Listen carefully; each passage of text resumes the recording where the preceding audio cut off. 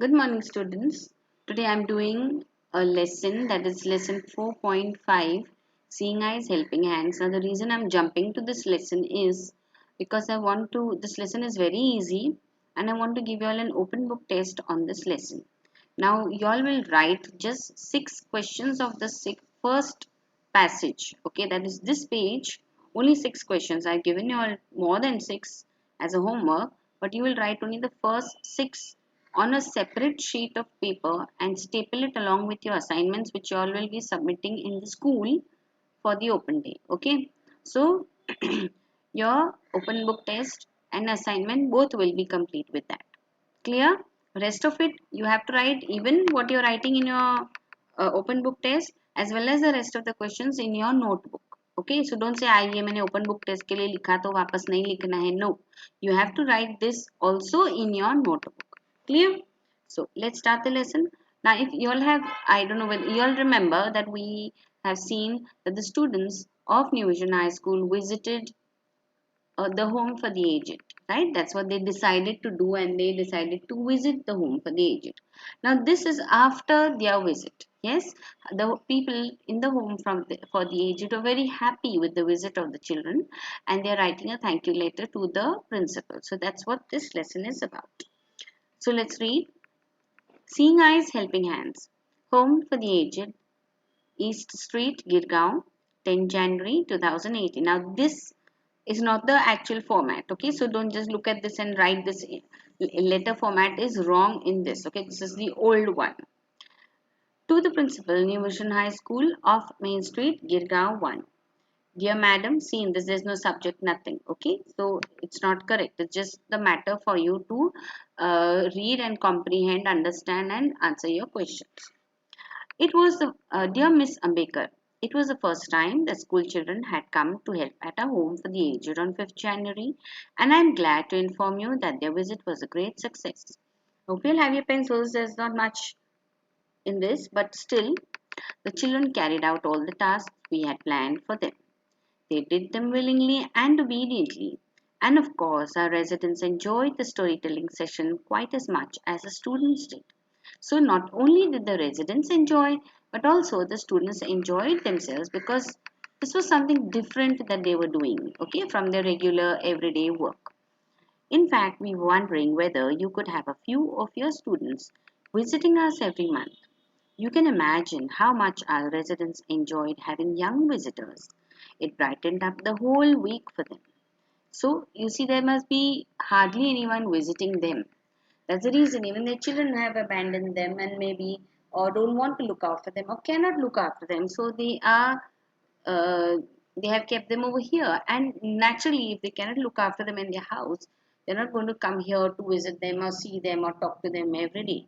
So, they are just feeling lonely. Imagine if you were kept all alone in a place with no one to talk to and no one whom you know, no one whom you can relate to the whole day, day in and day out, and you cannot really do much. You can't move out of the house, you can't do anything. You would feel very bored. It's very much like how you felt when you were locked in your house during Corona, right? But at least you could do so many things. Maybe you can see, so you could play a PUBG or play the game or watch the TV. Well, there's so many of these old people are they have very bad eyesight. They cannot hear properly.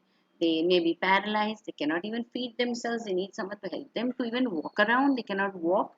Yes, so their condition is really bad, and then they are left over here.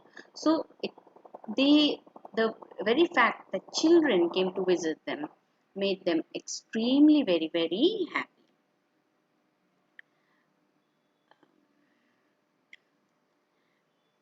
And I must admit that the helping hands really lightened some of our work.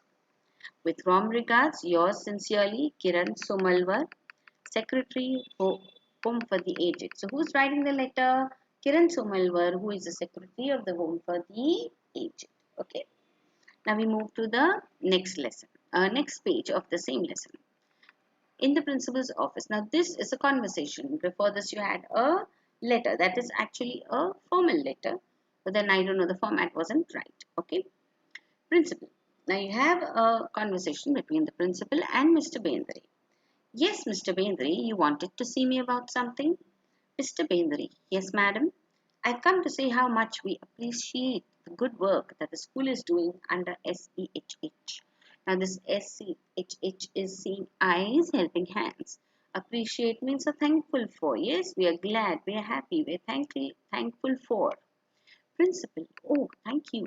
Our teachers were very keen on the program because they were sure it would help the children. Now, what is the reason that the teachers were keen on the program? I could ask you a question. Yes, the teachers were keen on the program because they were sure it would help the children. Maybe it would help them emotionally, maybe it would help them physically, maybe mentally. It maybe help them to empathize with the old people. Mr. Bendri, and I can tell you that it really made a difference. My son and his cousin both study in the school. I have been following the activities throughout the year. I'm really impressed with the changes in their thinking and even their behavior. Now, why you think this must have happened? Why they are thinking the way they think, the way they behave? See, maybe at home they take everything for granted. The very fact that you can roam around, walk around fast, climb up and down the stairs 100 times, watch television, read even fine print. But here, when they went to the old age home, they must have realized how these people are so helpless and they cannot do so many things by themselves. They need someone for support, and how the happiness that they can give others just by doing something which doesn't take much effort from their side. Okay, so this has made them empathize, that is, think for others and think about the pain of others. I'm glad you feel that way, Mr. Bendri. I think the parents will thank you for paying attention to this aspect of personality development. I want to congratulate you, especially at the next Parent Teacher Association meeting. Principal, thank you so much. Okay, now, what do you mean by for paying attention to this aspect of personality development? See, when you go around anywhere, everyone looks at you and they read your personality. Yes, personality is your whole, the way you walk, the way you dress, the way you talk, the way you articulate. Articulate means you shake your hands, move your body. Yes, the way you express, even your face, even your smile talks a lot about you. Yes, see, maybe someone is giving you a good news, but if he's giving you with a grumpy face, with an angry face, and a long face, half the happiness is just gone. Yes, so, well, as someone is giving you some bad news, but he gives it with a gentle face, maybe a face that sympathizes with you, you will not feel that bad as you would have felt otherwise. Okay, so it makes a lot of difference. And personality doesn't just mean your outer personality, it also means the way you think. Yes, your ideas, your ideologies. Like what do you think of women? Especially women working, maybe women working late at night. It could be so many things. It's just not about women. Maybe the freedom of religion, maybe the freedom of speech. Some people don't like when others talk. They only like to command. They don't like when others disobey.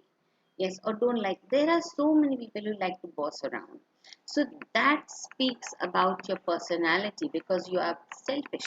You think only of yourself, you think of only what your ideas are, you're thinking of only what you like, your priorities, you are not thinking about others around you. Okay? Your ideas about your country, your ideas about your patriotism. Yes? So your love for your country, all this is part of your personality. So this is your personality as a whole. It's not just important you have, maybe you have 100 degrees, but if you are not sympathizing, empathizing with those around you, you are not fit to be a human being. Your degrees will take you nowhere. Yes. So, now, like for example, if I'm a leader, okay, I have many degrees and I have got the bagged post of a manager, but I am very mean. I do not think of the feelings or the situations. I do not empathize with the situations of the people who are working under me. For example, maybe someone is very sick. Maybe someone's mother is sick, maybe with cancer or whatever. and the person is asking for leave. And I tell him, no, you are always a rogue, always asking for leave. You are not going to get any leave. That person, do you think he will be able, he will come to work because I have fired him or whatever. I'll tell him, you'll lose your job if you don't come, or I'll not give you a promotion, or maybe cut your salary or whatever. But even if he comes to work, do you think he will be able to justify the work that he's doing? Maybe what he could have performed, the work that he could have performed, he will not be able to give his 100% or 101%. Yes, he will just do it for the sake of doing it, which will not be his best. So the output or the result will not be very good. You will get a result, but it will not be the best. Well, as if I empathize with him and I tell him, okay, fine, you don't come tomorrow, you take leave, but see if you can at least work on it, work on the project, and think of an idea and present it to me. At least give me the base idea of it tomorrow, so that it's we have, because we have to face a deadline. So I just want you to, so that you give an idea, then we both will work about it day after tomorrow. Yes, both will work together on it. So that person feels that, oh yes, even though he is my boss, he's giving me time and he's going to work with me, which will make him almost, really less stressful. He will have less stress, and also he knows that he will be more comforted with your words. Correct? So he will be able to give not just 100 but 110%. Right? So you will get better results, you will get better output. So that's what your personality is about. Okay, fine. So now with this we have finished the lesson. So as I told you, I want you to write the homework and your assignment. Please staple your assignment, sorry, along with this open book test. Okay, see, don't look at this is all wrong. Let me see if there's anything that you can do. Okay, there's nothing over here. So that's all, and I hope you all are able to do it properly. Thank you.